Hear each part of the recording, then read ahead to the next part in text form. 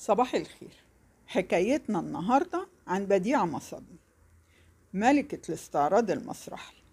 واتولدت بديعة في دمشق سنة 1894، واسمها الحقيقي وديعة. ولما بقى عندها 5 سنين هاجرت مع أهلها للأرجنتين، وتعلمت القراية والكتابة واللغة الأسبانية، واتنقلت بديعة لمصر وعاشت مع خال أمها، واللي كان ساكن جنب مسرح حديقة الأزبكية، واللي كان شغال عليه الفنان جورج أبيض. واتعرفت بديعة عليه واشتغلت مع جورج أبيض لمدة 3 شهور بدون أجر، وبعدين اشتغلت في فرقة الشيخ أحمد الشامي بمرتب 6 جنيه في الشهر سنة 1913.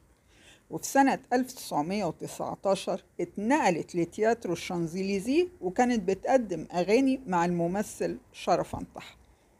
وبدأت شهرة بديعة سنة 22 لما انضمت لفرقة نجيب الريحاني، واتجوزت بديعة الريحاني سنة 24.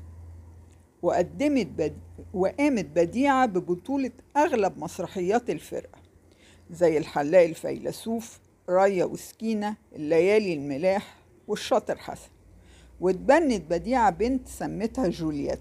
وبدأت بديعة في جمع ثروة ضخمة بعد طلاقها من الريحاني سنة 43، لما قرت إعلان في الجورنال عن مالها ليلي للإيجار، فباعت ذهبها وأجرته، واتعرف باسم كازينو بديعة في ميدان الأوبرا، واللي اتخرج منه ألمع نجوم الاستعراض في مصر والعالم العربي. وكان من رواد كازينو بديعة الأدباء والفنانين اللي كانوا بيجتمعوا ويعملوا ندوات في جنينة الكازينو، وكان الأديب نجيب محفوظ بيعمل فيه ندوة أسبوعية، وكان الملك فاروق من رواده.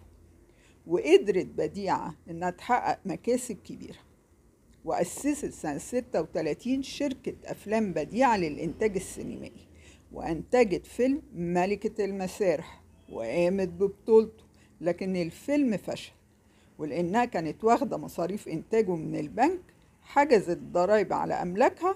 وفي سنة 49 طلبت مصلحة الضرائب من بديعة ضرائب على كل مكاسبها في كل سنين شغلها في مصر، فهربت بديعة للبنان سنة 50، وعملت مصنع للجبنة والألبان، وفضلت في لبنان لحد ما ماتت سنة 74 وعندها 86 سنة.